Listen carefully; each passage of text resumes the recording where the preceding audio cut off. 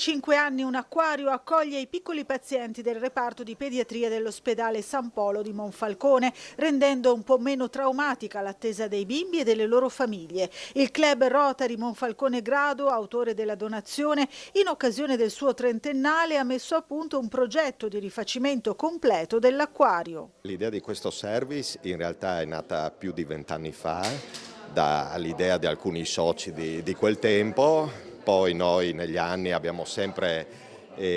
investito ogni anno per tenere in ordine con l'aiuto degli operatori dell'ospedale, e poi quest'anno, per i nostri 30 anni di vita del nostro club, abbiamo deciso di rinnovare l'acquario, quindi con delle tecnologie più moderne, e anche fare un acquario più importante, più grande, per la felicità dei bambini e dei genitori di questo reparto. Il rinnovato acquario è stato quindi inaugurato con una cerimonia nella quale la dottoressa Dragovic, che dirige la pediatria, ha sottolineato l'importanza di ogni elemento che contribuisca al benessere dei bambini. È difficile da dire, però è una cosa fondamentale nell'accoglienza dei bambini, nel senso che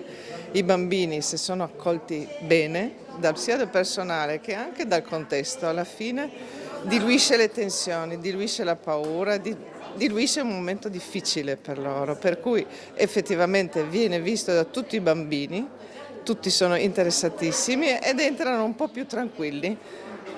verso una visita medica che non sempre può essere tanto piacevole e rispetto alla quale hanno molta paura, per loro e per i genitori anche. Presenti all'inaugurazione anche il sindaco Fasan e l'assessore Calligaris. Questo è un service straordinario che loro hanno avviato e permetterà ai bimbi che qui devono permanere prima di entrare nel reparto, negli attimi forse che possono essere particolarmente tesi, la possibilità di potersi rilassare, di potersi distrarre, e magari gli regaliamo pure un sorriso. Quindi questo è un valore assoluto che Rotary ha perfettamente interpretato, tra l'altro con un acquario meraviglioso. Abbiamo sentito prima di quasi 500 litri d'acqua con quasi 100 pesciolini dentro, e ci hanno detto, in base alle ditate che abbiamo già visto nell'esterno dell'acquario, essere stato molto gradito a chi è loro dedicato. È molto importante perché rappresenta un esempio bellissimo di umanizzazione delle cure e rappresenta anche molto bene la professionalità con cui il reparto di pediatria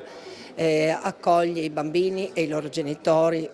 due entità inscindibili, direi.